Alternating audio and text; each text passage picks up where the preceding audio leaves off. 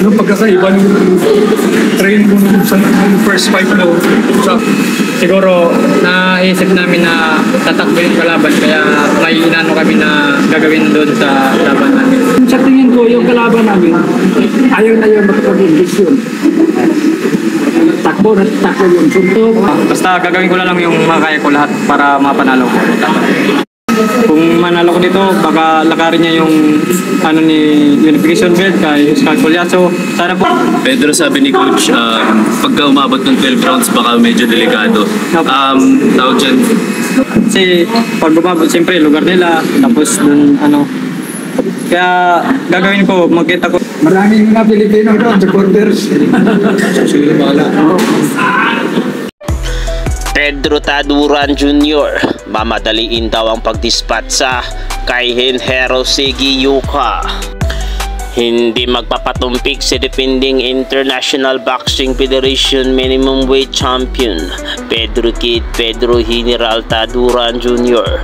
para maagang idemolish sa rematch si challenger Genhero Sigiyuka ng Japan sa Sabado, Mayo 24 sa Intex Osaka Convention Center sa Osaka.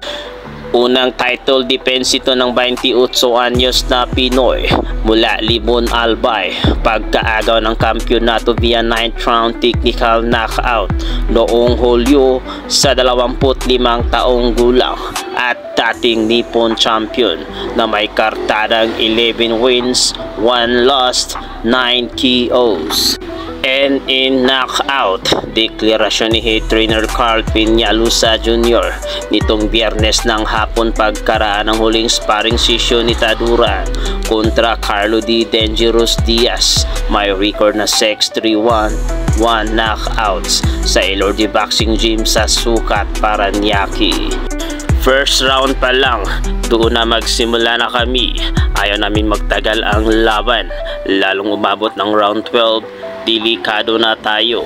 Hirit ni Peñalosa, dinagdag pang bukas Linggo na ang tulak ng Team Taduran pa Land of the Rising Sun at saka kailangan namin ng adjustment pagdating sa laban.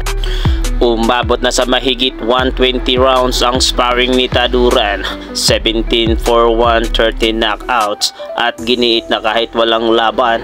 Pagkahablot ng korona ng Japanese, tuloy lang sa training. Kumpiyansang mas magiging maaga ang panalo sa pagkakataong ito. Espesyal sa akin ang labang ito kasi pangarap ng bawat boksingero na makalaban sa World Championship. Gusto kong mapanatili ang title at makuha ang unification belt. Dagdag pa ni Taduran atat sa unified title sa posibleng pagharap kay World Boxing Organization ruler Oscar Colyaso Jr. ng Puerto Rico. Dinagdag niyang may pantapat na sila sa maaring maging agresibo at mas mautak na Hapones.